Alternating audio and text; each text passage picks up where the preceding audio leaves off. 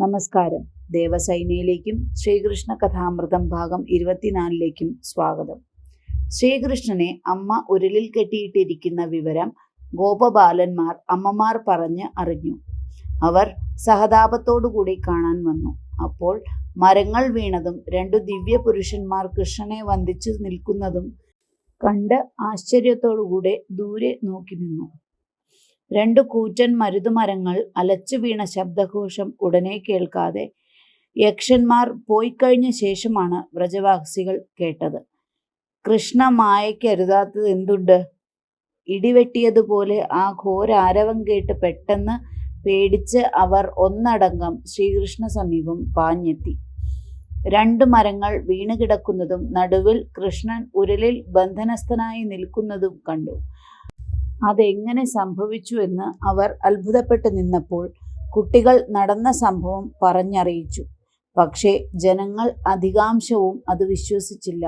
3 വയസ്സായ ബാലന് 2 വൻ മരങ്ങളെ വീഴ്ത്താൻ കഴിയുമോ എന്നവർ ശങ്കിച്ചു.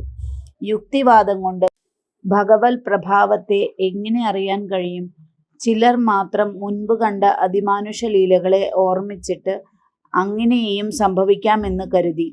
നന്ദഗോപർ അതൊന്നും ആലോചിക്കാൻ നിന്നില്ല. വേഗം കെട്ടഴിച്ച് കണ്ണനെ കയ്യിലെടുത്ത്, എൻ്റെ ഉണ്ണിയെ അമ്മ കെട്ടിയിട്ടുവല്ലേ, ഇനി അമ്മയുടെ അടുത്ത് പോകണ്ട, അച്ഛൻ്റെ കൂടെ ഇരുന്നാൽ മതി എന്ന് പറഞ്ഞ് തലോടി.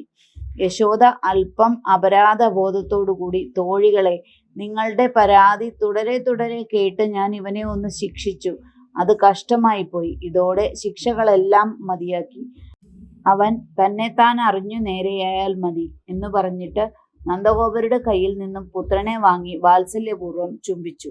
ഉണ്ണിക്കണ്ണൻ തൻ്റെ മോഹനലീലകളെ കൊണ്ട് വ്രജവാസികളെ, പ്രത്യേകിച്ചും ഗോപികളെ ആനന്ദലബ്ധിയിൽ ആഴ്ത്തി. അവർക്ക് തന്നിൽ നിസ്സീമമായ പ്രേമം ഉണ്ടാക്കി തീർത്തു.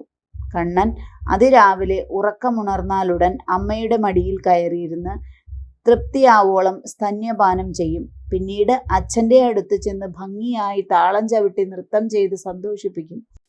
തുടർന്ന് അച്ഛനോട് പടകളിക്കാനുള്ള പുറപ്പാടായി. അച്ഛൻ അനുസരിക്കാഞ്ഞാൽ കൈക്ക് പിടിച്ച് വലിച്ചു തൂങ്ങും, അല്ലെങ്കിൽ തോൾ പിടിച്ച് താഴ്ത്തി പുറത്തു കയറി ആന കളിക്കും. സൂര്യചന്ദ്രന്മാരെ പിടിച്ച് കളിക്കാൻ തരണമെന്ന് ശാഠ്യം പിടിക്കും.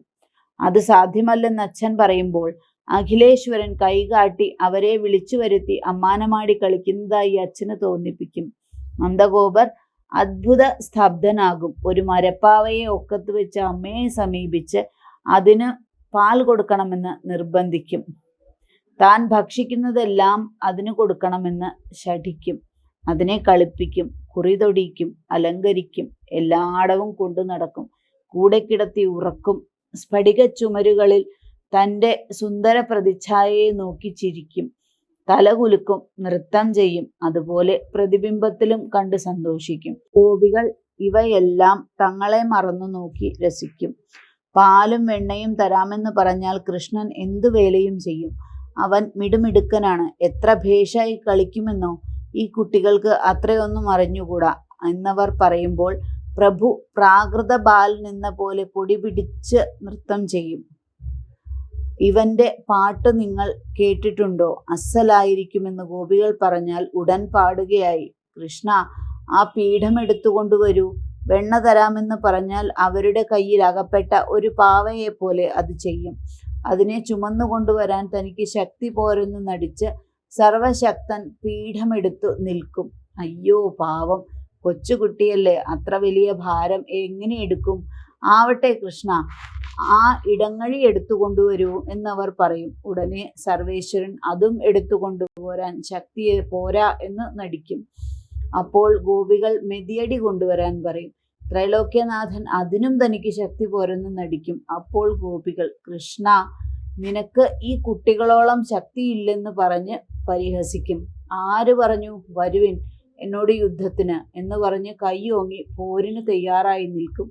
ഇങ്ങനെ തൻ്റെ പ്രിയഭക്തകളായ ഗോപികളുടെ ദാസനായി, അവർക്കെത്രയും സ്വാധീനനായി ഓരോ ലീലകൾ ചെയ്ത് അവരെ മേൽക്കുമേൽ തന്നിലേക്ക് ആകർഷിച്ചു. സൗഭാഗ്യവതികളായ ഗോപരമണികൾ പൊന്നുണ്ണിയെ ചേർത്തണച്ച് തലോടിയും കൈകോർത്തു പിടിച്ചും ചാഞ്ചാടിയും വാരിയെടുത്തു മുകർന്നും പരമ നിർവൃതി അനുഭവിച്ചു.